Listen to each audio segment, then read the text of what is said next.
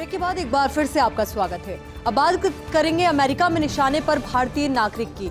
हाल ही के दिनों में लगातार बढ़ रहे भारतीय नागरिकों पर हमले विभिन्न हिस्सों में दर्ज की जा चुकी है ऐसी घटनाएं।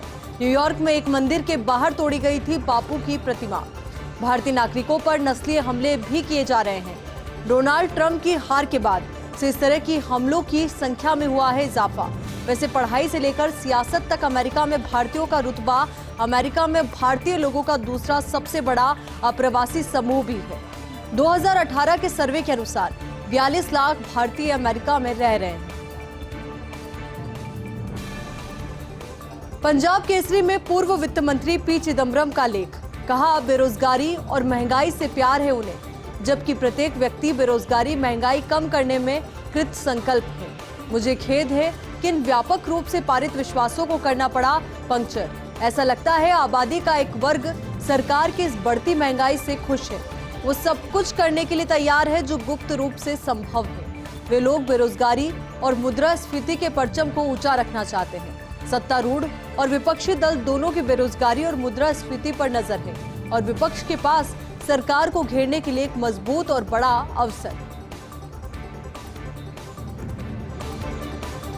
विपक्षी एकता में कांग्रेस के लिए केजरीवाल बड़ी बाधा। क्या नीतीश बदल पाएंगे कांग्रेस के प्रति केजरीवाल के विचार?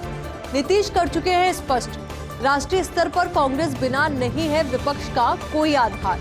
2024 लोकसभा चुनाव के लिए गैर बीजेपी दलों को एकजुट करने निकले नीतीश। नीतीश एक एक कर देश भर के विपक्षी दलों के नेताओं से कर रहे हैं शिष्टाचार भेंट। विपक्षी एकता के लिए कांग्रेस वामपंथी दलों को साथ लाने का न्योता दे रहे हैं।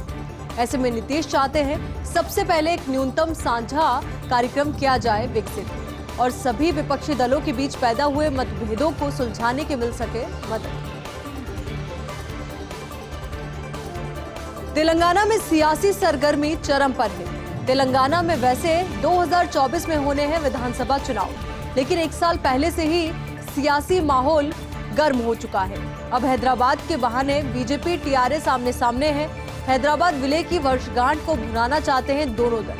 17 सितंबर 1948 को हैदराबाद का भारत में हुआ था विलय। टीआरएस सरकार इस दिन को राष्ट्रीय एकता दिवस के रूप में मनाती है।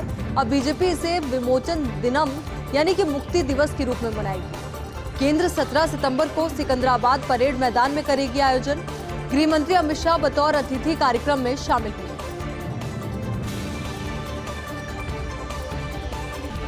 दो दशक के बाद जोधपुर में लौटेगी क्रिकेट की बहार।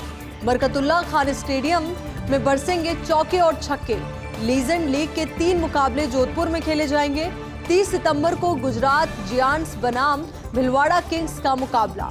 1 अक्टूबर को इंडिया कैपिटल्स और मणिपाल टाइगर्स होंगे आमने सामने। फर्स्ट और सेकंड रैंक का क्वालिफायर मुकाबला 2 अक्टूबर को खेला जाएगा। Virendra Sehwag, Gautam Gambhir, Jacques Kallis, Watson, Mitchell Johnson, Ross Taylor, Harbhajan, Brett Lee, Muralidharan, Vettori, Lance Klusener जैसे दिग्गज आएंगे जोधपुर। दुनिया के सबसे बड़े आतंकी हमले 9/11 के 22 साल। 9/11 को अमेरिका के वर्ल्ड ट्रेड टावर पर हुआ था हमला। 11 सितंबर 2001 को आतंकियों ने 2 इमारतों को बनाया था निशाना। सबसे बड़े आतंकी हमले में 3000 लोगों की जान गई। वर्जीनिया में पेंटागन और पेंसिल्वेनिया पर हुआ था हमला। असम में उल्फा आई का बढ़ता मूव। खुफिया एजेंसियों को मिला इनपुट। आईएसआई के जरिए उग्रवादियों को बांग्लादेश के रास्ते पहुंचाए जा रहे हैं हथियार। भूटान और म्यांमार में चल रहे हैं गुप्त कैंप। म्यांमार में चल रहे हैं ग्रुप कैंप का खुफिया एजेंसियों ने पता लगाया है। एनआईए को असम के 7 जिलों में उल्फा की गतिविधियों का पता चला है। असम के साथ दिल्ली एनसीआर तक युवाओं को भर्ती कर रहा है। बीते माह करीब 150 युवाओं की कर चुका है भर्ती।